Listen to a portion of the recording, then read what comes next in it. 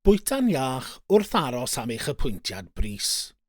Efallai y byddwch yn sylwi eich bod chi'n teimlo'n fwy pryderus ac wedi eich gorlethu ar yr adeg hon, ac efallai y byddwch yn sylwi bod eich arferion bwyta neu eich archwaith wedi newid. Efallai eich bod wedi colli pwysau yn ddiweddar. Weithiau, gall atgyfeiriad brys eich gwneud yn fwy ymwybodol o'ch arferion bwyta a chymeriant alcohol. Mae diet iach, cytbwys, yn hanfodol i ddarparu'r holl feitholion sydd eu hangen ar eich corff. Gall hefyd helpu i reoli eich lefelau egni a gofalu am eich system immunedd tra'n aros am eich apwyntiad. Gall diet iach helpu gydag atal a rheoli cyflyrau meddygol eraill sydd efallai gennych, fel afiechyd y galon a diabetes. Mae diet iach hefyd yn gallu helpu pobl sy'n derbyn diagnosis o gancr i ymdopi'n well gyda'r driniaeth. Felly, sut mae diet gytbwys yn edrych? Bwytwch digonedd o ffrwythau a llysau. Anelwch at gael o leiaf 5 cyfran o ffrwythau a llysau gwahanol pob dydd. Mae un cyfran o ddeiti maint i'ch dwrn.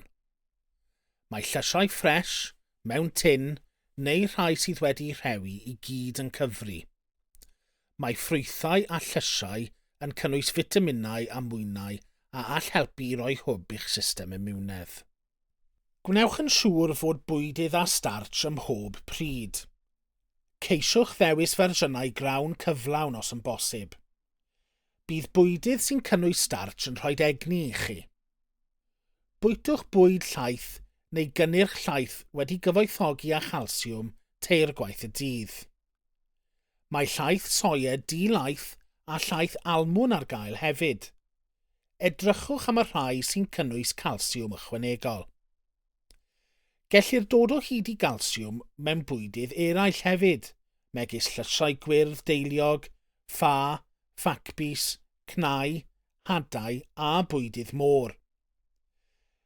Bydd eisiau ffynhonnell o brotein gyda phob pryd o fwyd hefyd.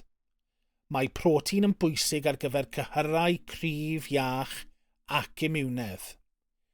Ceisiwch cynnwys 2 cyfran o bysgod pob wythnos. Torrwch yn ôl ar fwydydd egni uchel sydd hefyd yn uchel mewn braster a siwgr. Yfwch 6 i 8 gwydraid o hylif y dydd, a ceisiwch torri yn ôl ar alcohol neu ei osgoi yn llwyr. Beth allwch chi ei wneud os ydych chi o dan eich pwysau, yn colli pwysau neu'n colli eich chwant bwyd? Gallai bod o dan eich pwysau olygu eich bod yn colli allan ar galorïau, protein a fitaminau sydd eu hangen ar eich corff i gadw'n iach.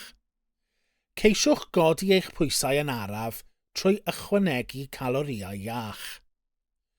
Bwytwch prydau llai yn fwy aml ac ychwanegwch furbrydau iach rhwng prydau.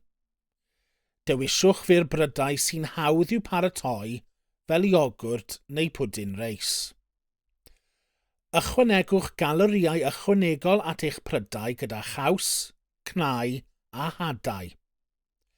Gallwch geisio cael diod calorïau uchel rhwng eich prydau. Ceisiwch gadw'n heini os y gallwch chi. Bydd hyfforddiant cryfder neu yoga yn helpu i adeiladu cyhyrau a gall ymarfer corff hefyd wella'ch archwaith. Ceisiwch beidio a dibynnu ar siocled, cacenau a diodydd llawn siwgr i godi eich pwysau. Gall rhai cyflyrau iechyd newid faint rydych chi'n ei fwyta neu eich gallu i gynnal pwysau, ac efallai y bydd angen cyngor dietegol arbenigol arnoch. Enghraifft clefyd celiac neu clefyd llid y cylyddyn fel Crohn's a colitis. Neu efallai bod gennych anhwylderau pancreatic. Efallai hefyd bod gennych problemau llyncu neu anawsterau anadlu. Os ydych chi'n teimlo bod hyn yn berthnasol i chi, siaradwch a'ch meddyg teulu neu nyrs practis a all eich cyfeirio at ddietegydd. Tra byddwch yn aros am eich apwyntiad, Cymrwch amser i edrych ar eich ddiet ac edrych ar unrhyw beth y gallwch ei wella. Siaradwch a'ch meddyg teulu os oes gennych unrhyw bryderon am eich ddiet, yn enwedig os ydych chi'n colli pwysau neu wedi colli'ch archwaith. Diolch am wylio. Am wybodaeth bellach ar baratoi at eich apwyntiad, gwylwch ein fideos eraill. Hoffwch y fideo hon os gwelwch yn dda os oedd hi'n ddefnyddiol i chi.